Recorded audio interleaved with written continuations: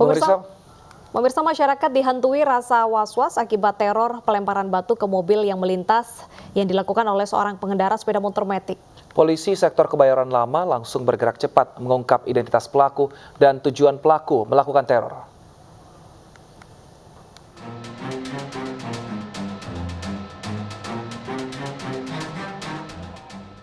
Kasus pelemparan batu oleh seorang pengendara sepeda motor terhadap dua mobil yang sedang melintas di Jalan Tengku Nyair Arif, Kebayoran Lama, Jakarta Selatan masih diselidiki aparat kepolisian Polsek Kebayoran Lama.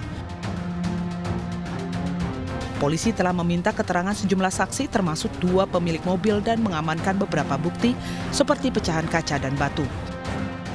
Pelaku identifikasi kita baru memberikan informasi dari korban bahwa pelaku menggunakan sepeda motor Matic aja itu karena situasi sore memang jam agak mendung ya pada saat itu. Kalau dilihat lampu sudah menyala dalam video yang di situ, diduga ya pelaku menggunakan motor berhelm, mereka mengarah ke Pondok Hijau. Pak, demikian tetap. Izin Pak, apakah ada dugaan Pak korban sama pelaku ini kenal Pak? Nah, ini masih kita dalam proses lidik. Identitas terduga pelaku masih belum diketahui petugas. Dari keterangan saksi, pelaku hanya bisa dikenali melalui sepeda motor jenis Matic yang dikendarainya. Untuk mengungkap identitas terduga pelaku, polisi masih memeriksa sejumlah rekaman kamera pengawas atau CCTV, baik yang terpasang di lokasi maupun di sepanjang jalan yang dilalui pelaku. Meski demikian, Polsek Kebayoran Lama meningkatkan patroli untuk mengantisipasi agar peristiwa serupa tidak terulang kembali.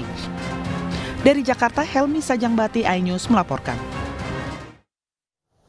Untuk mengetahui perkembangan terkait kasus tersebut, sudah ada rekan kami Revika Sibarani di Polres Jakarta Selatan. Selamat siang Revika, apakah dari hasil CCTV dan juga pemeriksaan saksi sudah diketahui siapa pelaku teror ini?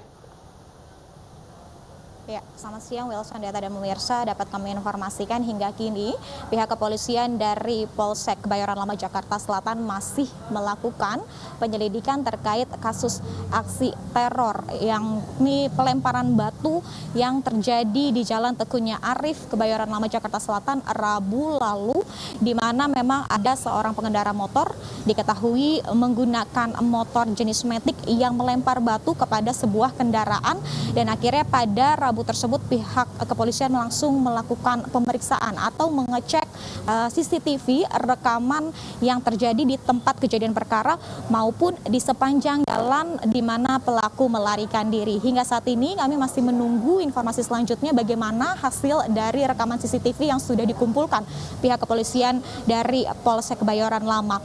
Dapat kami informasikan juga sampai saat ini juga pihak kepolisian masih terus mendalami identitas terduga pelaku karena memang pihak kepolisian masih terus memfokuskan kepada hasil rekaman CCTV dan masih dicari tahu begitu apakah motif dari pelaku, apakah memang pelaku ini mengenal baik dari korban. Namun akhirnya sampai saat ini kami masih belum mendapatkan informasi lanjutan dari Kapolsek Kebayoran Lama yakni Kompol Agus Widar, di mana hari ini kami akan mendapatkan informasi lebih lanjut dari Kompol Agus Widar. Dapat kami ulas sedikit, memang kasus ini terjadi pada Rabu lalu dan bukan hanya menyasar pada satu kendaraan saja, tetapi juga menyasar batu tersebut kepada satu kendaraan pick-up berwarna hitam, sehingga sampai saat ini ada 5 orang saksi yang tengah diperiksa oleh pihak kepolisian. 2 orang merupakan pemilik mobil, 3 orang lainnya ini merupakan saksi di tempat kejadian perkara. Selain daripada itu juga pihak kepolisian sudah mengumpulkan sejumlah alat bukti, diantaranya adalah serpihan kaca yang mengenai kaca depan baik dari kendaraan milik korban Gunadi maupun pengendara dari mobil pickup hitam, dan juga dari batu yang dilempar oleh pelaku ini tengah dilakukan pemeriksaan lebih lanjut. Dapat kami informasikan dari kejadian ini memang pihak kepolisian secara khusus dari Polsek Kebayoran Lama terus meningkatkan patroli secara khusus di kawasan ini untuk akhirnya menghindari atau mengantisipasi terulangnya kejadian serupa. Kembali ke studio. Terima kasih Revika Sibarani atas laporan Anda. Selamat bertugas kembali. Kita beralih ke informasi lainnya pemirsa, di tengah pelonggaran penggunaan masker, pemerintah tetap memperlakukan kebijakan pembatasan kegiatan masyarakat atau PPKM yang masih terus diterapkan hingga kasus COVID-19 di tanah air terkendali. PPKM diberlakukan untuk mempertahankan kondisi kasus yang sudah terkendali untuk tetap konsisten.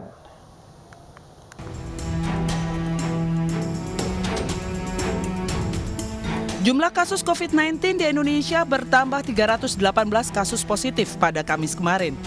Sementara itu jumlah pasien sembuh bertambah 384 dan kasus meninggal dunia tetap di angka yang sama yaitu 12 pasien. Indonesia terus menunjukkan indikator positif pada kasus aktif dan kasus kesembuhan pasien COVID-19. Maka pemerintah memberikan pelonggaran protokol kesehatan yakni kebijakan bebas masker saat di ruang terbuka. Namun tidak ada pengunjung serta tidak berlaku bagi kelompok lansia dan penderita komorbid, termasuk masyarakat yang sedang tidak fit. Di tengah pelonggaran tersebut, pemerintah tetap menerapkan pembatasan kegiatan masyarakat atau PPKM hingga pandemi COVID-19 dapat sepenuhnya dikendalikan. Pasalnya, PPKM juga membuat beberapa level daerah sehingga pembatasan kegiatan masyarakat dapat disesuaikan dengan kondisi terkini di lapangan. PPKM adalah salah satu cerminan kesiapsiagaan Indonesia jika sewaktu-waktu kembali lagi terjadi kondisi kedaruratan. Jadi, PPKM bukan hanya untuk mengendalikan, namun juga mempertahankan kondisi kasus yang sudah terkendali untuk tetap konsisten. Sebagai instrumen pengendalian COVID-19, Presiden Joko Widodo juga menyampaikan kebijakan PPKM akan terus diberlakukan sampai COVID-19 dapat dikendalikan. Pemberlakuan pembatasan kegiatan masyarakat bukan hanya untuk mengendalikan, tetapi juga mempertahankan kondisi kasus yang sudah terkendali untuk tetap konsisten. Tim Liputan iNews melaporkan. Adanya PPKM di tengah pelonggaran penggunaan masker, apa sebenarnya yang dimaksud oleh pemerintah? Sudah bergabung bersama kami Heri Trianto, Ketua Bidang Komunikasi Publik Satgas COVID-19. Selamat siang, Pak Heri. Selamat siang, salam sehat. Salam sehat. Pak, ini bisa dijelaskan Pak, sebenarnya keselarasan antara pelonggaran penggunaan masker dan PPKM ini seperti apa? Karena masker sudah dilonggarkan, tapi ternyata untuk PPKM masih berlanjut, Pak. Iya, masker ini sebenarnya masih merupakan kewajiban di tempat tertutup dan transportasi publik. Kemarin yang dilonggarkan itu adalah pemakaian di tempat terbuka yang tidak banyak orang. Jadi tolong ini dipahami secara hati-hati dan memang sebagaimana yang disampaikan Presiden itu yang diperbolehkan adalah tidak menggunakan masker di luar ruang dan tidak banyak orang. Tapi selebihnya sebenarnya tidak banyak perubahan, tidak ada perubahan dan kecuali kemudian di peraturan terkait dengan pelaku perjalanan dalam dan luar negeri di mana tidak diperlukan testing lagi. Jadi ini ada pelonggaran yang secara bertahap dilakukan dan PPKM ini memang tidak atau belum diakhiri. Yang ada adalah setiap minggu biasanya dievaluasi apakah satu daerah itu akan turun levelnya atau naik levelnya tergantung surveillance di daerah masing-masing ya. Indikator penularan, kemudian vaksinasi, tingkat kematian dan keterisian rumah sakit. Itu indikator-indikator yang saat ini masih dipakai dan rasanya masyarakat bisa mengetahui ini. Baik, Pak Heri, tadi Anda sebutkan bahwa ada pelonggaran masker, lalu juga tidak perlu melakukan tes COVID, bahkan pusat perbelanjaan atau mal juga tutup lebih malam. Lantas apa sebenarnya fungsi PPKM saat ini di tengah segala sesuatunya sudah mulai dilonggarkan dan hampir menuju ke kehidupan normal sebelumnya, Pak? Iya, kita harus tetap secara perlahan-lahan dan PPKM ini sesuai kepanjangannya pembatasan kegiatan masyarakat dan itu ada levelnya ya. Ingat dulu pertama ada PPKM darurat bulan Juli 2021 yang kemudian dimodifikasi itu adalah PPKM level 4 di mana pembatasan maksimal dilakukan. Kemudian ada PPKM level 3, level 2 dan yang level cukup aman sebenarnya di level 1 di mana aktivitas masyarakat itu relatif relatif normal, tetapi kita harus tahu ini adalah normal baru, di mana sama sekali berbeda dengan sebelumnya, di mana screening misalnya juga harus dilakukan di tempat-tempat perbelanjaan, di tempat-tempat publik yang mungkin terjadi kerumunan, untuk memastikan bahwa siapapun yang berkerumun itu dalam kondisi sehat dan mereka sudah menjalani vaksinasi secara lengkap. Baik, lalu bagaimana dengan pengawasannya Pak? Karena kita lihat saat ini memang kafe-kafe semuanya sudah normal, bahkan banyak sekali tempat hiburan malam yang sudah buka hingga jam 2 dini hari seperti itu. Apakah juga akan ada sanksi-sanksi yang masih diterapkan seperti dulu, seperti penyegelan untuk tempat-tempat yang melanggar aturan PPKM di wilayah masing-masing? Ya, aktivitas masyarakat atau tempat hiburan misalnya itu juga menyesuaikan PPKM, dan itu ada matriknya yang bisa dilihat juga oleh masyarakat kayak gitu. Dan tentu saja seperti disampaikan Menteri Kesehatan pekan ini, disampaikan bahwa yang menjadi subjek dari penanggulangan COVID ini adalah masyarakat Indonesia. Jadi masyarakat yang menjadi garda terdepan bagaimana melindungi dirinya, melindungi orang lain. Ini yang harus benar-benar 2 tahun ini membuat kita semua belajar, membuat kita menyesuaikan diri, jadi tidak perlu ada dikotomi bahwa ini sudah normal sama sekali atau ini belum normal atau masih dibatasi, kira-kira seperti itu. Tetapi kita juga harus tahu bahwa ini adalah normal baru ketika kita mengadaptasi kebiasaan baru, adaptasi kebiasaan hidup sehat gitu ya, bersih dan sehat yang kemudian menghindari kita dari infeksi. Baik, terima kasih atas penjelasannya Pak Heri. Masyarakat tetap diimbau tetap taat protokol kesehatan walaupun segala pelonggaran sudah dilakukan. Terima kasih sudah bergabung di iNews Siang. Pemirsa, kita ke informasi selanjutnya. Presiden Joko Widodo memutuskan untuk membuka kembali keran ekspor CPO dan minyak goreng mulai Senin depan. Keputusan tersebut diambil dengan beberapa pertimbangan.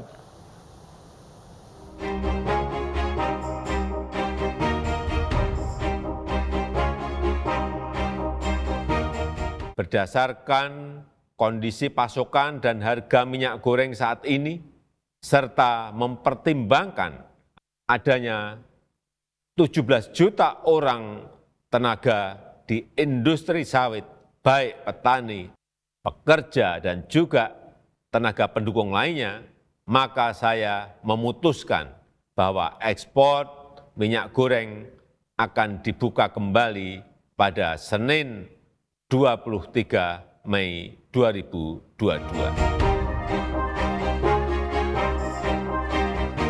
Kemelut minyak goreng perlahan menemukan titik terang. Presiden Joko Widodo yang semula menghentikan ekspor minyak goreng dan bahan bakunya akhirnya kembali membuka izin ekspor minyak goreng per Senin 23 Mei 2022. Pertimbangan yang diambil berdasarkan harga minyak goreng yang dianggap turun dan mempertimbangkan tenaga kerja industri minyak goreng dan petani sawit. Asosiasi Petani Kelapa Sawit Indonesia mengapresiasi keputusan Presiden.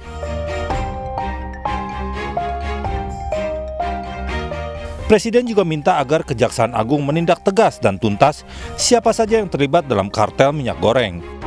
Kejaksaan Agung sudah menetapkan 5 tersangka. Yang terbaru, Lin Chiwe, yang merupakan pihak swasta yang diperbantukan di Kementerian Dalam Negeri RI. Peran Lin Chiwe mengkondisikan produsen CPO untuk mendapatkan izin persetujuan ekspor secara melawan hukum. Total Kejaksaan Agung telah menahan 5 orang tersangka korupsi izin ekspor CPO, termasuk Dirjen Perdagangan Luar Negeri Kementerian Perdagangan Indrasari Wisnuwardana. Pelarangan ekspor berlaku 28 Mei 2022 untuk semua jenis produk mulai dari CPO, RPO, hingga used cooking oil. Larangan berlaku hingga tersedianya minyak goreng curah murah di masyarakat pada harga Rp14.000 merata di seluruh tanah air. Dari Jakarta, tim liputan iNews melaporkan. Sejak tanggal 28 April lalu, pemerintah secara resmi melarang ekspor CPO atau bahan baku minyak sawit ke luar negeri. Kebijakan ini diambil untuk memastikan ketersediaan stok minyak goreng dalam negeri, khususnya jenis curah, ada di pasaran. Namun apakah saat ini minyak goreng curah mudah didapat?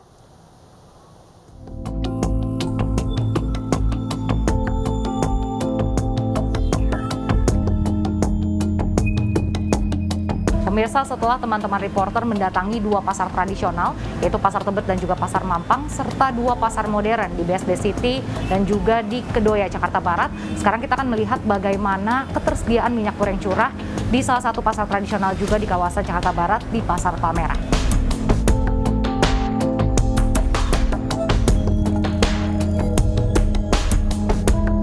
Ini sih Pak, Ya, ini minyak goreng curahnya ya? Sekarang harganya berapa sih Pak? 20.000. 20.000. Ini masih termasuk mahal nggak sih? Ya, masih terbilang mahal sih untuk saat ini. Oke, kalau buat ketersediaannya sendiri masih banyak atau ini biasanya bisa lebih banyak lagi? Nggak nentu, kadang ada, ya kadang kosong gitu. Terus harapannya nih Pak buat pemerintah, kan sekarang biarpun udah ada apa masih cukup langka juga termasuknya, terus harganya gimana nih Pak? Ya, kalau harapannya ya untuk harga distabilkan aja, kayak dulu gitu. Biar pembelinya itu rame lagi gitu. Iya. Dulu harganya sekitar berapa sih normalnya tuh? Normalnya ya sekitar 15.000. 15.000 ya per kilo. 15.000 lah. Oke. Tapi dengan harga segini pembeli tuh masih banyak atau semakin berkurang? Untuk pembeli sih ya tergantung kebutuhan. Kalau untuk orang jualan ya mau nggak mau beli. Kalau untuk pribadi ya mungkin dikurangin gitu aja. Apa pada beralih ke kemasan? Oh, kalau kemasan malah lebih mahal hitungannya. Oh, lebih mahal Jauh lagi lebih ya? mahal. Oke, Masih mahal, untuk saat ini masih mahal juga kemasan. Makasih ya Pak.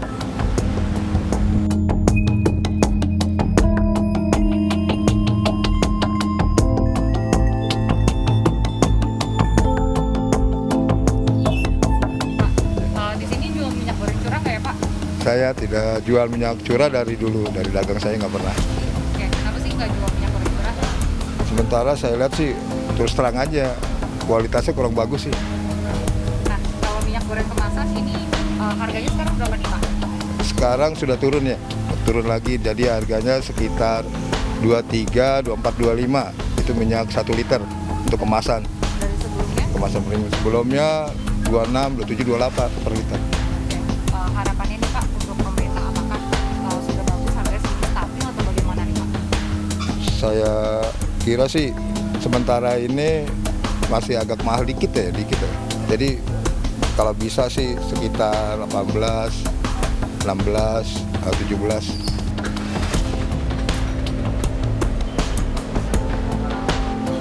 Pasca pemerintah menyetop ekspor minyak sawit mentah atau CPO dan juga minyak goreng di pasaran sejak 28 April lalu dengan tujuan minyak goreng curah dapat kembali berlimpah di pasaran. Namun nyatanya sekarang ini untuk minyak goreng curah di beberapa lokasi pasar masih sulit untuk ditemukan. Jika ada, harganya masih tinggi, kisaran Rp18.000 hingga Rp20.000 per kilogram. Oleh karena itu, kini masyarakat menunggu realisasi janji pemerintah terkait ketersediaan dan juga harga yang terjangkau. Dari Jakarta, Raisa Nadia, Dharma Pandularas, Didit Oktavian, Ainus melaporkan. Pemirsa, bocah perempuan berusia 5 tahun di Kota Mobagu, Sulawesi Utara tewas diduga dianiaya orang tuanya. Ainus yang akan hadir usai jeda dengan informasi selengkapnya.